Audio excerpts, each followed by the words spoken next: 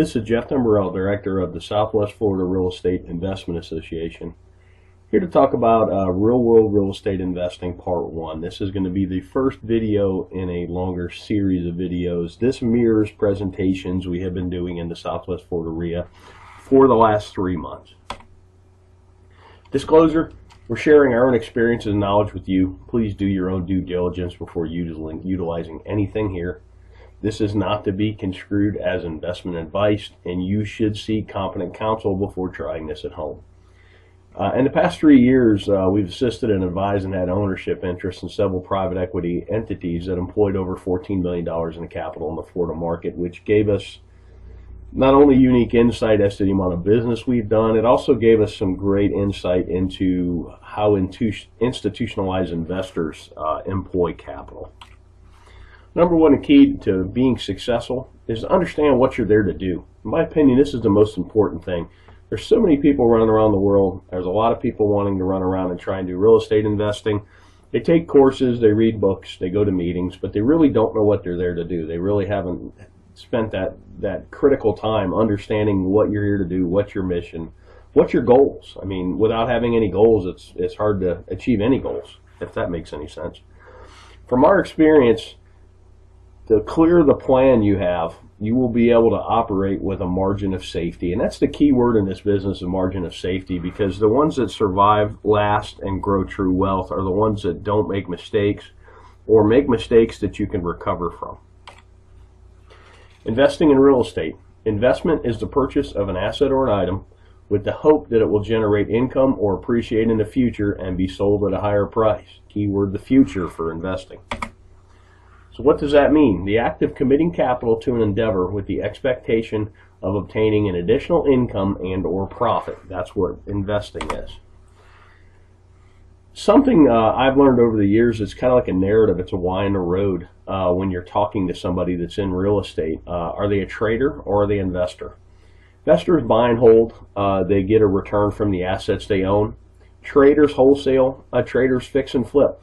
Nothing wrong with it. I do it. I've done it in the past. I'm trying to do it again today. I'm doing a marketing campaign as we speak, looking for contracts to wholesale. With that said, it's two different narratives and even two different valuation processes, investor versus trader. You need to recognize the difference between the two. Basic questions for an investor. How much capital are you employing? What's your desired rate of return? When are you going to need this capital back? And then what's your risk tolerance? Those 4 questions are how you determine what you're there to do. Then we'll talk about capital. There's an opportunity cost of capital, and particularly when you're raising capital, which I've been part of some private equity raises, you really need to understand what other opportunities are out there for investors, because generally why would you buy a piece of real estate that pays you 2% a year with all the headaches associated with that, when if you could at the same time own a CD at 5 with none of the headaches. Give you a chart on 10-year T-bills, talk about opportunity cost. You can really see the recession, the Lehman Brothers crash really killed yields, but it's killed yields no matter what. I mean, pretty much at the time I'm talking about this, yields for a 10-year T-bill are bouncing between 2.6 and 2.8%. That's a terrible yield, particularly with the amount of money they're printing. Then you go back 10 years, and this is why investment real estate has become so popular, because it's one of the few places you can get a yield. Here's CD rates from 1984 on, and if you notice, about early 2000s, everybody got excited about real estate, and that's because the CD rates of return just continued to go down. So right now, my God, on a 1-year CD, you're getting not even 1%. That makes real estate attractive, and that's something to watch as well. As CD rates and other rates on financial instruments go up, real estate may not appear as sexy, particularly to an investor who bought in the valley and bought right and has quite a bit of gain on the table. So opportunity costs in the real world. We already kind of talked about this.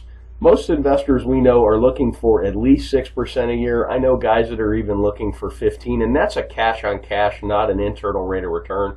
That would be a whole nother video that could be a whole day's worth, understanding the difference between the two. But what here I'm talking about is a yearly cash on cash return.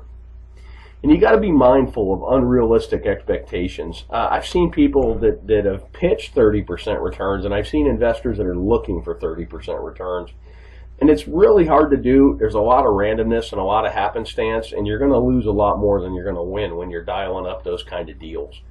Unrealistic returns can lead to bad decision making because you seem to be chasing the golden goose instead of chasing a stable investment that pays you to own it. Let's talk about risk tolerance. These are two great quotes by Warren Buffett. And risk tolerance is really age dependent and your financial situation dependent as well. But here's a great quote. Look at the market fluctuations as your friend rather than your enemy. Profit from folly rather than participate in it. And that's most real estate investors. You're supposed to be a contrarian. I kind of put the world in, you're either a salmon or you're a lemming. You're either running with the crowd or you're running against the crowd. And here's another great one. The main danger is that the timid or beginning investor will enter the market at a time of extreme exuberance and then become disillusioned when the paper losses occur. The key is to not panic and do math-based risk assessments and then math-based evaluations and then sit down and decide what you're doing. You could have bought a home in Cape Coral, Florida at the height of the market at $320 and paid cash, held it all the way through the crash, and still got a better rate of return than CDs, and it's a terrible investment because your basis is so high. Or if you trade it out, you would literally be losing money.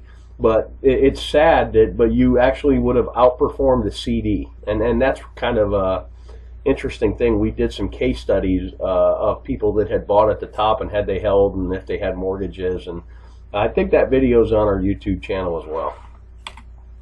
Thanks for watching. You can always check out our website at swflreia.com. There should be a link at the bottom of this video. If you're on our website, put yourself on our mailing list.